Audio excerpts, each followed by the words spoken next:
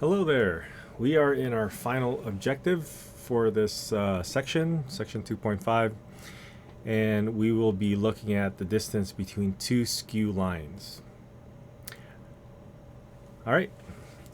If we look at two skew lines, we can imagine two lines that are not parallel, but they don't intersect. So one way to kind of denote that is to have a little space between here to say that this first line here is above the second line, but you can see that they're not parallel.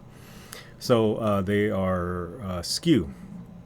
Now, what you can do is you can find a point on one line and find the distance between that point, perpendicular distance between that point and the line. So we had that in one of our objectives, and so we could do it that way. But there's something else that's a little bit more interesting in this particular scenario, in that if you have two skew lines, they actually lie on two parallel planes. So what we could do is we can construct the two planes that they lie on. So let's say this blue plane contains that blue line, and then we have the green plane that contains that green line below. Hard to see that now, but that's what we can imagine how that thing looks like. And then we can find the distance between the two planes. So we're kind of not necessarily complicating this exercise of finding the distance between two skew lines, but rather an approach where we're kind of looking at the two planes that the skew lines are on, and they should be parallel, and then we can find the distance between the two parallel planes. So the idea is that once we find the two parallel planes, then we had a formula for that in one of our previous objectives, and then so that formula would give us an easy result. First, let's find the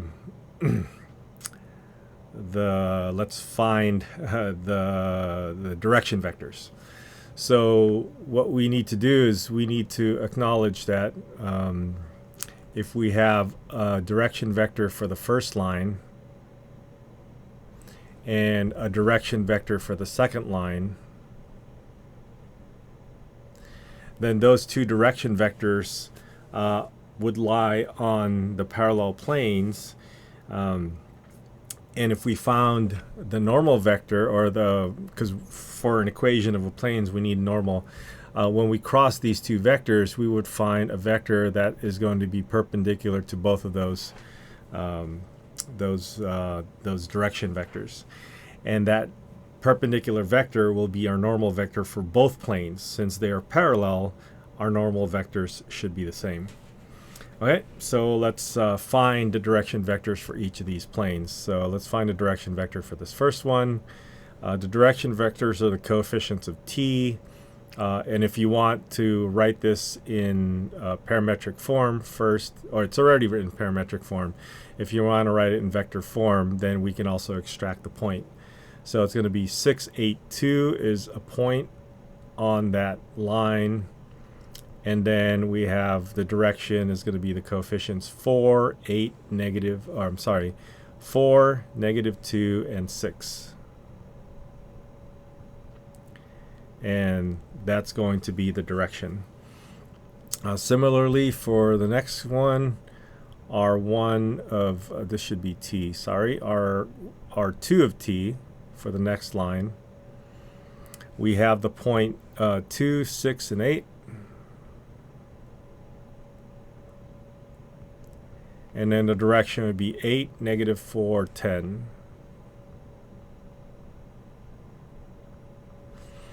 Okay, looks like those direction vectors are all multiples of 2. We can shrink it, but let's just leave it like that. And if we want to, we can rearrange the equations of the planes that we're going to get.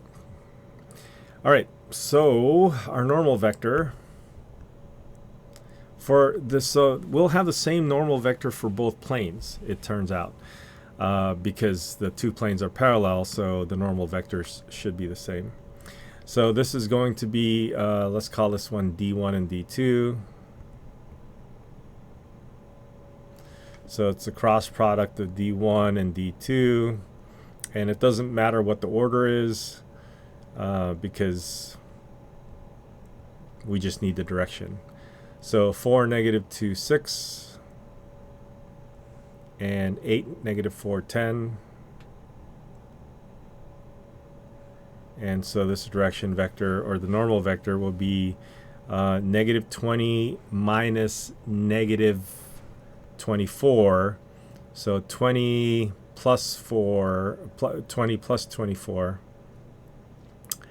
So that would be a +4, I believe. And then the next one in the J direction, let's throw a negative sign in there. And I have a 40 minus 48. So that's a -8. That will give a +8 eventually. And then I have a -16 minus -16. So I believe that's going to be a 0. So negative, negative make a positive. So this is going to be 4, 8, 0. Now, I don't know if you noticed that this thing had a multiple of 2 that we could have factored. This thing had a multiple of 2 that we could have factored. So when we do the cross product in that determinant, we can factor out a 4 if we wanted to. So maybe let's redo our normal vector so that we could take out a 4, because all we really care about this normal vector is the direction. So if we take out a 4, this is 1, 2, 0. Okay. Now that we found our normal vector, we can construct planes for each one. Let's start with the first line that we got. Let's find an equation of a plane. Now, just to remind ourselves, the equation of a plane is ax plus by plus cz is equal to d. So abc, it comes from your normal vector, and the d, if you remember, comes from the normal vector dotted with a point on the plane. So if we're looking at the lines being on the plane, then we have the points on the plane for each of those lines, and they can be the representative points for the plane. So for the first plane, we'll use the normal vector. So let's find out what D is for the first one, and we'll use capital D here. And that's going to be the normal vector dotted with the point 6, 8, 2. And so that's 1, 2, 0 dotted with 6, 8, 2. So that's 6 plus 16. 22. So that's going to be our D. So the first plane is done, and that would be ax, so that's 1 times x plus 2 times y, and I don't need to put this, but I'll explicitly put 0 times z, and that's equal to the d value that we get, 22. So x plus 2y equals 22. Now we're looking at this and say, oh, there's an x and y, there's no z in there. But if you think about what that means on the xy plane, you can, write this equation down and you'll get a line on the xy plane. But since there are no restrictions for z, z can be any value. So you can imagine going up and down in the z direction with this line, and you'll see an actual vertical plane happening. And we'll try to take a look at that in our CalcPlot 3D view when we're done. All right, our next one, we will use this point, the 2, 6, 8. So our D for that one is going to be the normal vector 1, 2, 0 dotted with a point 2, 6, 8. And that's going to be 1 plus 12, 14. I'm sorry, 2 plus 12, that's 14. And then now our equation is going to be 1 times x plus 2 times y plus 0 times z is equal to 14. So these are the two planes that they lie on, right? And now we remind ourselves about the distance between two planes formula. So distance between two planes. And if you remember, that distance is going to be the denominator is a squared plus b squared plus c squared, all under square root. So that was the magnitude of the normal vector. And then the numerator is 1d, d1 minus d2. So this is a d, and maybe I should have labeled each of these separately. One is d1, the other one's d2. So those are essentially the other sides of these things that we're going to be able to use. Okay, and that makes an easy computation for this problem because we have d1 is 22, and then d2 is 14, and that's going to be positive, so let's just put the absolute value. And then 1 squared plus 2 squared, that's the normal vector, and we don't have to worry about the z component. So that's going to give us 22 minus 14 is 8, divided by the square root of 4 plus 1 is 5, the square root of 5. So that is the distance between the two planes, and hence the distance between the two skew lines. All right, let's take a quick look at the picture. Here are the two lines.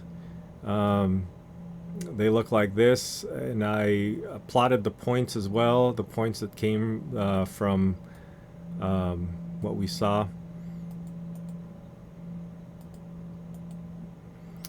And then now the two planes look like this. It's x plus 2y is equal 14, x plus 2y is equal to 22. So let's just do one of them, and we see that it lies on, or one of the lines lies exactly on that plane.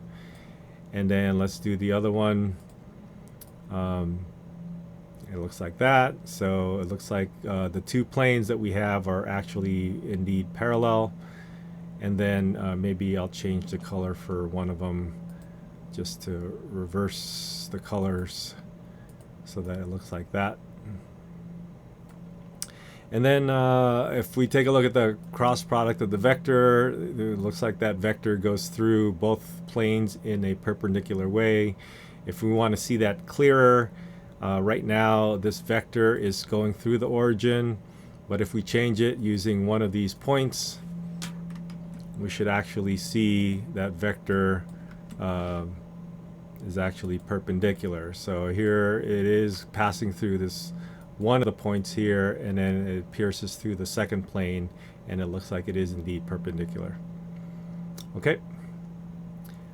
All right, so that's it.